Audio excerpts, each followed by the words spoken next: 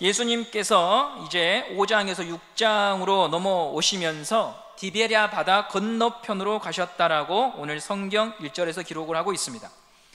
그 후에 정확히 언제인지는 알 수 없으나 복음서 기록들을 비교해 보면 세례 요한이 헤롯 빌립의 죄를 지적하고 순교당한 후에 일어난 일로 여겨집니다. 바다 건너편은 갈릴리 호수를 중심으로 갈릴리 호수 동쪽 지역을 말합니다. 오늘 본문에 갈릴리 호수를 디베랴 바다라고 표현하고 있는데요, 갈릴리 호수가 여러 가지 명칭으로 불려졌죠. 오늘 본문에서는 디베랴 바다, 누가복음 5장에서는 겟네사렛 호수라고 기록이 되어 있습니다. 이처럼 다양하게 불려진 이유는 이스라엘 사람들에게 중요한 삶의 터전이었기 때문일 것입니다. 디베랴라고 하는 말은 사람의 이름입니다. 당시 로마 황제 티베리우스, 그 사람을 칭해서 디베랴라고 부른 것이죠. 예수님께서 사역하시던 때 로마를 통치한 황제가 티베리우스입니다. 이스라엘은 로마의 지배를 받았고 그 로마 황제는 이스라엘을 직접 통치하지 않고 그곳을 통치할 왕을 임명했죠. 그들을 우리가 분봉왕이라고 말합니다. 갈릴리 지역을 다스리고 있던 왕은 헤롯 안티파스였고 그는 로마 황제에게 잘 보여야 되는 위치에 있었습니다. 그래서 황제의 이름을 따서 도시를 지은 거죠. 그 도시가 디베랴였습니다. 위치한 곳이 갈릴리 바닷가와 인접해 있었기 때문에 그 호수를 디베랴 호수다 이렇게 불렀던 것입니다. 지도를 잠시 보여드리겠습니다. 여러분이 보시는 왼쪽의 지도가 이스라엘 남과 북의 지도이고요, 그 위쪽으로 가시면 갈릴리 지역이 있고 거기에 갈릴리 호수가 있습니다. 그 호수를 오른쪽에 확대해 놓았습니다. 여러분이 보시는 오른쪽 그림의 8시에서 9시 방향 쪽에 디베랴라고 하는 도시가 있는 것을 보실 수가 있을 것입니다. 거기에 헤롯 안티파스가 도시를 지어서 디베랴라고 불렀고, 그리고 이제 사람들은 점차로 갈릴리 호수를 디베랴 호수라고 부르는 일이 있었던 것이었죠. 누가복음에서는 이 갈릴리 호수를 겟네사렛 호수라고 말을 하는데, 이 겟네사렛이라고 하는 말은 수금이라고 하는 의미입니다. 호수의 모양이 수금과 유사하다라고 해서 겟네사렛 호수라고 부르기도 했습니다. 예수님이 이제 이 갈릴리 호수 동쪽으로 건너가십니다. 그러자 많은 사람들이 쫓아가는데요, 우리 2절 말씀 함께 보도록 하겠습니다. 2절입니다. 시작. 큰 무리가 따르니 이는 병자들에게 행하시는 표적을 보았음이라. 큰 무리들이 예수님을 따랐는데 그 이유가 무엇인가? 성경은 예수님이 행하신 기적을 보았기 때문이다.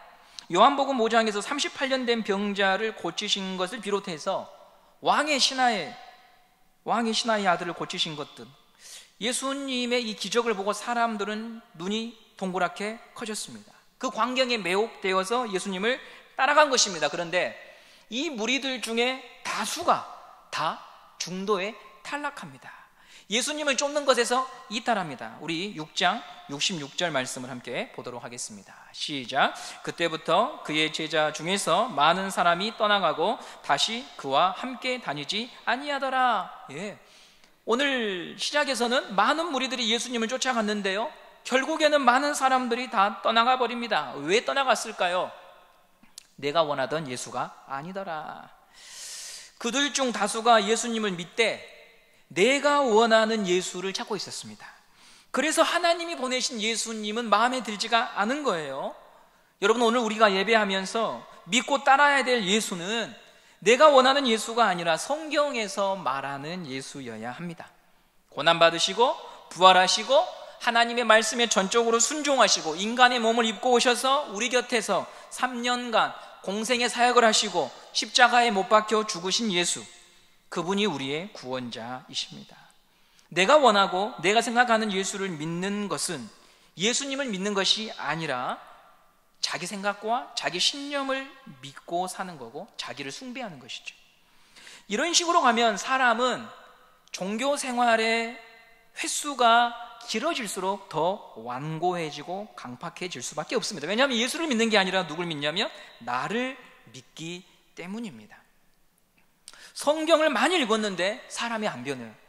성경을 많이 읽는데 완악해요. 왜 그럴까? 성경을 많이 읽는 자기를 신뢰하고 성경을 많이 읽었다고 하는 그것에 매여 있기 때문에 그래요. 예수님께 가야 되는데. 오늘 우리가 성경에서 말하는 예수님을 만나는 시간이 되기를 간절히 바랍니다. 이런 질문을 받은 적이 있습니다. 목사님, 하나님 나라에 가면 제가 키우던 반려견을 볼 수 있나요? 예. 개와 고양이가 이제 자식이 되고 애인의 반열에 올라와 있습니다. 그래서 이분들은 정말 심각한 거예요. 예. 하나님 나라에 가면 우리 집 뽀삐를 볼 수 있는가에 관한 질문들이 여러분 늘어나고 있습니다.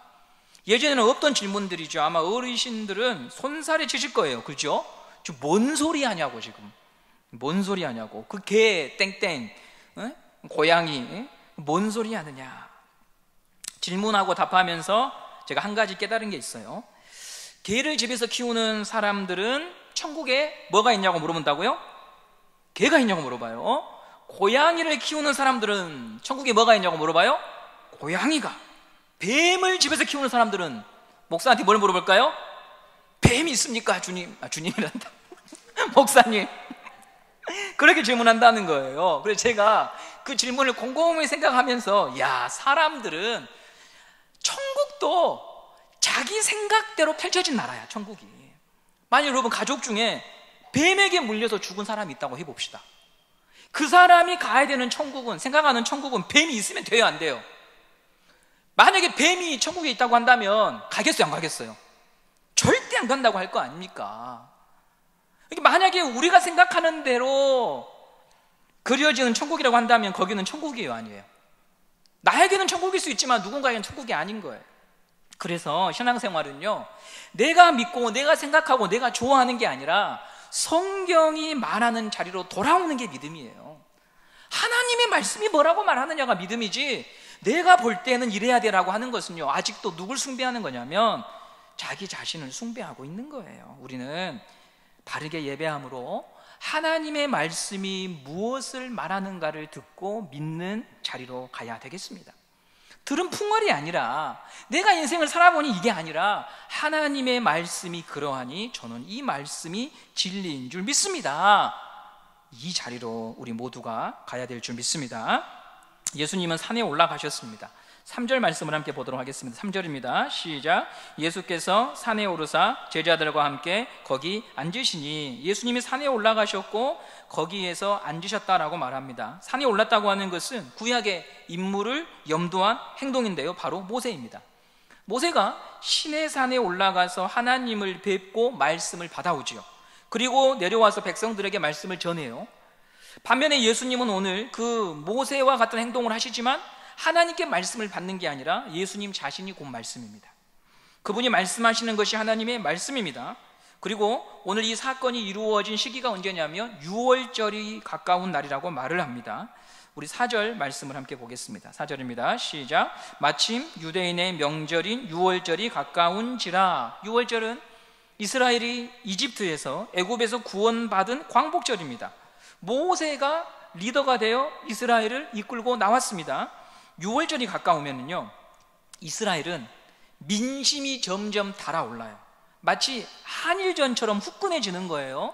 이집트에서 탈출하고 구원받은 것을 떠올리며, 지금 우리가 로마의 압제하에 있는데 하나님이 우리를 이 로마의 손에서도 구원해 주실 거야, 그런 민심이 여기저기 뭉쳐지는 절기가 6월절 기간이었습니다.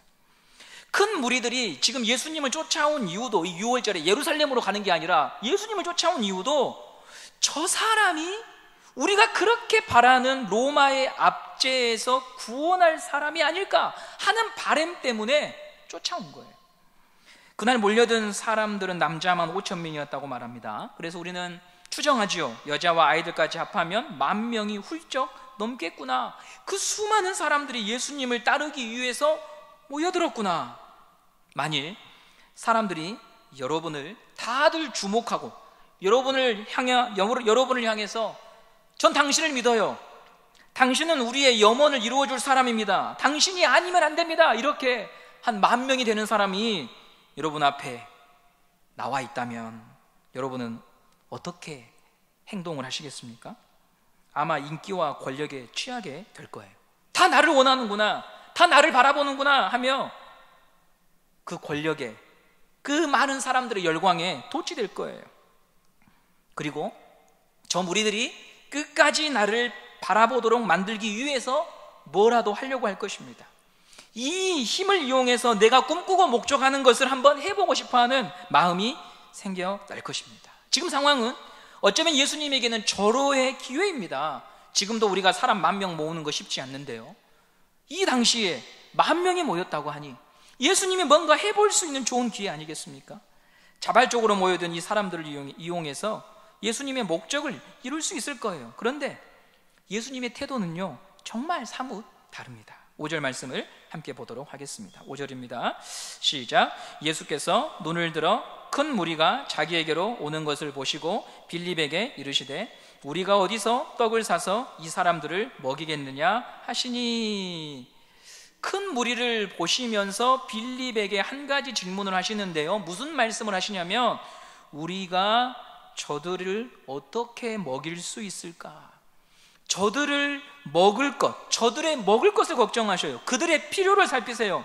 10,000명 이상 되는 자기를 좋다고 쫓아다니는 사람들에게 무언가를 팔거나 취하려고 하는 것이 아니라 내가 저들의 필요를 어떻게 채워줄 수 있을까를 걱정하시는 게 예수님이에요. 예수님이 갖고 계신 마음은요, 나의 필요를 채워주고 싶어 하시는 부모님의 마음과 비슷해요. 자녀들이 친정에 가면 항상 가져오잖아요. 저희 집 모란이도 바리바리 가져와요. 마늘, 장아찌, 김치, 양파, 김, 그날 산 장모님의 새 옷도 가져와요. 어머니는 자기가 쓰려고 물건을 구입했다가 엄마 이거 예쁘다 하면 어떻게 해요? 엄마는 가져가! 내가 또 살게! 그죠? 자식을 줘요. 육체의 부모도 이러하거늘 하물며 하나님 아버지는 어떠하겠느냐. 하나님은 좋으신 분이에요. 하나님이 세상을 이처럼 사랑하사 독생자를 주셨습니다. 하나님이 우리를 향해 갖고 계신 마음은 주시는 거예요. 이 좋으신 분을 예배하는 게 얼마나 복된 인생입니까? 또 한 가지, 오늘 예수님의 대화를 묵상하면서 한 가지 목회자로서 궁금한 게 있었어요. 여러분, 오병이어 사건을 보면 사람들이 왜 배고픈 일이 발생하게 되냐면 예수님이 하시는 말씀을 듣다가 날이 저물도록 그 말씀에 푹 빠져서 배가 고프게 되거든요. 저는 목회자로서 예수님이 그 날이 저물도록 뭘 가르치셨을까? 이게 궁금한 거예요. 그 많은 사람들을 모아놓고 예수님이 가르치신 내용이 뭘까? 근데 그게 기록이 되어 있지 않아요. 그게 기록이 없어요. 오히려 기록된 내용을 보면 좀 황당해요. 먹을 것에 관한 내용이 본문의 주제예요. 저 많은 사람을 어떻게 먹일까? 이거밖에 내용이 없는 거예요. 신방을 갔는데 신방에 가서 성도님에게 이런저런 권면을 하고 기도 제목을 나눴습니다. 이게 없고 그날 콩국수 먹었습니다, 그날 김밥 먹었습니다, 이거밖에 없는 것처럼 오늘 본문을 보면은요, 도대체 예수님은 신방 가셔서 뭐 하신 거지? 이런 생각을 하게 되는, 목회자의 관점에서 그런 의문이 들더라고요. 근데 이 본문이 주는 교훈이 있어요. 흔히 신앙이라고 하면 눈에 보이지 않고 손에 잡히지 않는 것이라고 생각을 합니다. 기도나 금식이나 찬양을 신앙의 내용이라고 생각하지요. 그런데 오늘 본문을 보시면 주제가 먹을 거예요. 먹을 것도 신앙의 중요한 부분이더라. 성경이 언급하는 다양한 주제 가운데 한 가지가 재물이에요. 돈입니다. 먹고 사는 것입니다. 주님도 제자들에게 일용할 양식을 위하여 너희 아버지께 구해라고 주님이 기도를 가르쳐 주셨습니다.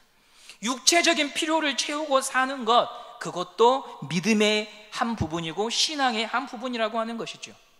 다만 돈을 숭배하지 말라고 하신 거죠. 돈을 숭배하지 마라. 왜? 일만하게 뿌리가 된다라고 말씀하셨거든요. 그런데요, 동일하게 돈을 숭배하는 것도 죄지만 돈을 터부시하는 것도 바른 믿음이 아니에요. 나는 무조건 가난하게 살아야지 언뜻 좋은 믿음인 것처럼 보이지만 성경은 그렇게 말하지 않아요. 성경은 가난을 추켜 세우지 않습니다. 잠언 30장 7절에서 9절 말씀을 함께 보도록 하겠습니다. 시작. 내가 두 가지 일을 주께 구하였사오니 내가 죽기 전에 내게 거절하지 마시옵소서. 곧 헛된 것과 거짓말을 내게서 멀리 하옵시며 나를 가난하게도 마옵시고 부하게도 마옵시고 오직 필요한 양식으로 나를 먹이시옵소서. 혹 내가 배불러서 하나님을 모른다, 여호와가 누구냐 할까 하오며 혹 내가 가난하여 도둑질하고 내 하나님의 이름을 유혹되게 할까 두려워함이니이다. 아굴의 기도죠. 돈을 탐욕스럽게 추구하는 것도 죄지만요, 돈을 터부시하는 것도 바른 신앙관이 아니에요. 한 가지 여러분에게 질문을 드려볼게요. 가난한 자하고요, 부자하고 재판 소송에 걸렸어요. 둘 모두 다 억울하대요. 그러면 예수님은 누구 편을 들어주실까요? 가난한 자 편 들어주실까요? 부자의 편을 들어주실까요? 옳은 사람의 편을 들어주시는 거예요. 아시겠어요, 여러분? 무슨 의미인지 아시겠어요? 가난하다고 정의로운 게 아니에요. 부자라고 악한 게 아니에요. 그게 문제가 아니에요. 그 재물이 얼마가 있던 그걸 다루는 태도예요, 태도. 레위기 19장 15절에 이런 말씀이 있습니다. 레위기 19장 15절입니다. 시작. 너희는 재판할 때에 불의를 행하지 말며 가난한 자의 편을 들지 말며 공의로 사람을 재판할지니라. 누구 편 들지 말래요? 가난한 자 편 들지 말래요. 그러면서도 권력을 가진 자의 편도 들지 말래요. 성경은 가난을 칭찬하는 게 아니에요. 부를 미워하는 게 아니에요. 돈을 얼마를 가지고 있든지 간에 그 돈에 대한 너의 자세와 태도가 어떤가를 하나님께서 우리들에게 물어보시는 거예요. 성경이 돈에 관해 자주 언급하는 이유는요, 돈은 믿음하고 깊은 연관이 있거든요.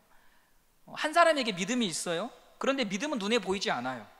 믿음이 있고 없고를 아무도 판단할 수 없어요. 그런데 볼 수 있는 방법은 돈을 어떻게 벌고 어떻게 사용하는가, 그 태도를 보면 그 사람의 믿음이 드러난다는 거예요. 그런 점에서 돈이 굉장히 중요한 것이죠. 일전에 교회 직원들끼리 점심 먹는데요, 한 분에게 보이스 피싱 전화가 걸려왔어요. 먼저 해외에서 무언가 결제되었다가 문자가 와갖고 화들짝 놀라게 했습니다. 왜냐하면 결제한 적이 없었거든요. 전화를 걸어서 문의를 하게 되지요. 그리고 컴퓨터 앞에 앉아있냐 이렇게 물어보면서 한 단계 한 단계 늪으로 끌고 들어가는 거예요. 이런 방식으로 돈을 버는 분들이 많아요. 22년도에 보이스피싱으로 사기를 당한 돈이 1451억 원이라고 금융감독원이 발표를 했더라고요. 엄청난 돈이죠. 이런 일로 돈을 버는 사람들은 그가 어떤 감투를 쓰든지 간에 우리는 그 사람이 악인이라고 말하는 거예요. 왜냐하면 돈을 버는 방법과 다루는 태도를 통해 그가 누구인지가 드러나는 것이죠. 예수님이 바로 이 먹을 것에 관한 문제를 통해서 제자들에게 믿음을 가르쳐주고 싶어 하십니다. 그것이 오병이어 사건이에요. 몰려든 수많은 무리를 보면서 저들의 먹을 것을 어디서 구해야 되는가 빌립에게 질문을 하십니다. 5절 말씀 다시 보겠습니다. 5절입니다. 시작. 예수께서 눈을 들어 큰 무리가 자기에게로 오는 것을 보시고 빌립에게 이르시되 우리가 어디서 떡을 사서 이 사람들을 먹이겠느냐 하시니, 그러자 빌립이 이렇게 대답합니다. 7절 말씀 보겠습니다. 시작. 빌립이 대답하되 각 사람으로 조금씩 받게 할지라도 200데나리온의 떡이 부족하나이다. 빌립이 계산을 해보니까 200데나리온의 떡이 필요하다라고 말을 하고 있습니다. 200데나리온이면 한 데나리온이 하루 일당이니까 약 7개월 정도의 임금이죠. 한 사람의 하루 10만 원 잡으면 한 2천만 원 정도 됩니다. 그 정도는 있어야 이 많은 사람을 최소한으로 치장하지 않도록 배를 채울 수 있습니다. 현실적인 분석을 내놓은 거예요. 이런 결론을 가져오면서 예수님께 빌립은 어떤 마음으로 가져왔을까요? 예수님이 뭔가를 해주시기를 기대하는 표정이 아니고요, 이런 마음이에요. 이 상황은 예수님, 우리가 해결할 수 있는 상황이 아닙니다. 현실을 직시하세요. 사람들을 각자 마을로 돌려보내서 끼니를 스스로 해결하도록 하는 것만이 해결책입니다. 이런 마음으로 온 거예요. 이렇게 대화를 나눌 때 또 한 사람이 예수님과 빌립 사이의 대화에 참여하는데요, 안드레입니다. 18절 9절 말씀을 보도록 하겠습니다. 6장 8절 9절입니다. 시작. 제자 중 하나 곧 시몬 베드로의 형제 안드레가 예수께 여짜오되 여기 한 아이가 있어 보리떡 5개와 물고기 2마리를 가지고 있나이다. 그러나 그것이 이 많은 사람에게 얼마나 되겠사옵나이까? 안드레가 먹을 거 가져왔어요. 물고기 2마리, 떡 5개입니다. 한 아이가 챙겨온 음식이에요. 안드레가 이 물고기와 떡을 가져올 때 어떤 마음으로 가져왔을까요? 예수님, 이걸로 뭔가를 해주세요. 예수님이면 하실 수 있습니다. 그랬던 걸까요? 아니에요. 그럼 9절을 다시 한번 보세요. 9절 보십시오. 시작. 여기 한 아이가 있어 보리떡 5개와 물고기 2마리를 가지고 있나이다. 그러나 그것이 이 많은 사람에게 얼마나 되겠습니까? 지금 여기에 끼니를 해결할 것을 찾아봤는데 이게 있습니다.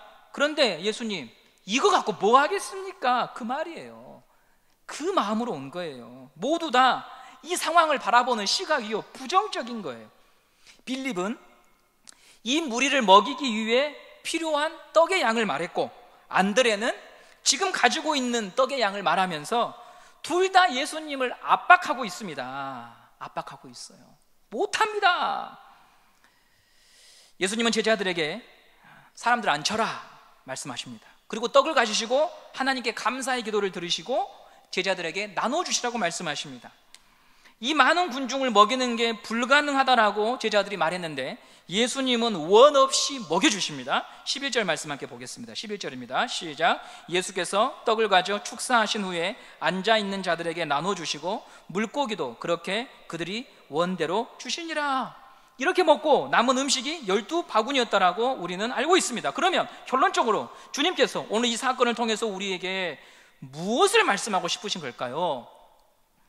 예수님은 빌립에게 물으셨어요. 어디서 이 많은 사람들을 먹일 음식을 구할 수 있느냐? 어디서? 예수님의 관심은 어디서였습니다. 어디서? 근데 빌립은 이만큼 필요하다며 예산서를 가져왔습니다. 어디서를 예수님이 물으셨다라고 하는 것을 기억하시면서 이제 이 결론을 여러분들이 정리하시면 됩니다. 우리가 살아가는 현실이 만만치 않습니다. 넘어야 될 산은 늘 높고요, 건너야 될 강은 깊고 넓기 때문입니다. 그래서 빌립처럼 올라가야 될 산의 높이를 측정하고 강의 길이를 재보면 털썩 주저앉게 되지요. 현실을 잘 파악하고 분석하는 것은 필요합니다. 그러나 여러분, 하나님의 능력을, 하나님의 계획을 배제하면 그건 불신앙입니다. 빌립의 잘못은 현실의 모든 걸 걸었다는 거죠. 그는 자기 앞에 있는 예수님을 배제한 채 자기가 보고 있는 세상에만 모든 걸 걸었습니다. 우리의 현실 인식은요, 우리가 현실을 바라보고 분석하는 것은요, 아무리 꼼꼼해도 틀어집니다. 지난주부터 시작된 폭우로 전 국민이 고통을 받습니다. 언론에서는 천년에 한 번 있을 법한 폭우다, 극강폭우다라고 하는 표현을 합니다. 우리가 살아가는 인생이 길어도 100살인데 천년에 한 번 오는 폭우를 만났으니 우리가 가진 계획하고는요 전혀 맞지가 않는 것입니다. 앞으로 이런 일들은 더욱 빈번해질 겁니다. 제가 오늘 설교 준비하기 위해서 기도하다가 모란히 전화를 받고 집에 갔다 왔거든요. 저를 보고 싶다 해서 전화를 한 게 아니라 세탁소 아주머니가 집에 오셨대요. 뭔 일인데? 남편이 바지를 잘못 가져갔대. 제 바지랑 맞는 바지가 거의 없거든요. 왜냐하면 저는 바지를 무조건 잘라야 되니까. 근데 저희 모 아파트에 저랑 체형이 똑같은 사람이 계셨나 봐요. 허리도 맞고 다리도 맞아. 그래가지고 아주머니가 잘못 줘가지고 제가 이제 저는 당연히 제 바지라고 생각을 하고 입고 왔는데 뒤져보니까 없는 거야. 세탁소 아주머니가 100,000이어로 가져갔다. 여러분, 그 아주머니가 그 모 아파트에서 얼마나 많은 세탁물을 관리하셨겠어요. 딱 보면 알죠. 우리의 현실 인식은 우리가 아무리 잘 준비해도요 틀어지는 일들이 빈번해요. 자녀를 키우다 보면 내 자녀가 내 생각과 맞지 않은 행동을 할 때가 허다합니다. 사업을 하다가도 사람들이 등을 보일 때가 얼마나 많습니까? 투자해 놓은 것이 깡통이 되고 휴지가 될 때가 얼마나 많습니까? 그러니 우리는 현실을 정확하게 인식하는 것만으로 살 수가 없는 거예요. 그 이상의 무언가가 필요해요. 바로 빌립 앞에 계신 예수님, 그분을 향한 믿음을 가지라고 예수님께서 오늘 어디서 그것을 구하겠느냐고 물으신 거예요. 하나님께서는 우리 앞에 예상치 못한 일을 두시는데 어쩌면 이 빌립처럼 믿음의 사람으로 빚어가기 위한 하나님의 방법일 수 있는 거죠. 어디서 떡을 사야 하는가 물으셨던 예수님의 본심은 너의 세상을 바라보는, 주식을 바라보는, 코인을 바라보는, 땅을 바라보는 인식에만 머물러 있지 말고 내가 할 일을 기대해. 내가 할 일을 기대해. 나를 믿어. 이게 예수님이 제자들에게 오늘 가르쳐 주고 싶으셨던 이야기의 교훈인 것입니다. 예수님을 단지 죽으면 천국 가는 수단으로 보시는 분들이 많이 있습니다. 예수님을 마치 상조회사에 가입하는 정도로 이해하시는 분들이 많이 계십니다. 그런데 예수님은 바로 오늘 우리가 겪고 있는 재정적인 문제, 정서적인 문제, 육신의 문제, 영혼의 문제를 다루시고 만지시고 고치시는 분입니다. 너무 감사한 것은 그분은 우리의 필요를 아셨다는 것이죠. 그리고 채워주기 원하신다고 하는 것이죠. 영의 양식뿐만이 아니라 육의 양식도 우리의 배고픔의 문제를 아시며 해결하시는 분이 예수님이십니다. 예수님은 먹이십니다. 살리십니다. 육신적인 배고픔만이 아니라 영적인 결핍을 채우십니다. 그분의 능력과 계획을 믿으시기 바랍니다. 생각대로 되지 않더라도 기대한 바대로 삶이 펼쳐지지 않을지라도 이 일을 통해 하실 일이 있음을 믿고 인내하는 성도님들 되시기를 바랍니다. 한 친구가 경상도에서 정서적인 연약함과 어려움을 가지고 지난주에 전화가 왔었습니다. 사느냐 죽느냐의 문제. 제가 내려오라고 했습니다. 광주로 내려와라. 주일에 11시 예배를 드리고 대청부 예배를 드리고 셀 나눔을 하면서 마음의 기쁨을 회복하고 돌아갔습니다. 목회자에게 전화를 했다고 하는 것은 이런 의미입니다. 하나님 앞에서 이걸 고쳐보고 싶어요. 치료받고 싶어요. 제가 내려오라고 했던 것은 제가 고치는 게 아니라 하나님은 너의 필요를 아시고 너에게 하실 말씀이 있을 거야. 그게 우리가 갖는 믿음 아니겠습니까? 주님의 말씀이 양식이 되어 우리 인생의 육적인 배고픔과 영적인 문제를 해결해 주시는 분이신 줄 여러분 믿으시기를 바랍니다. 그분이 나의 하나님이고 나의 하나뿐인 구원자임을 믿고 그분의 말씀을 먹고 마심으로 말미암아 오늘 여러분들이 근심과 고통과 어려움 속에서 수렁에서 구원받는 은혜를 입는 예배 자리가 되기를 간절히 소망합니다.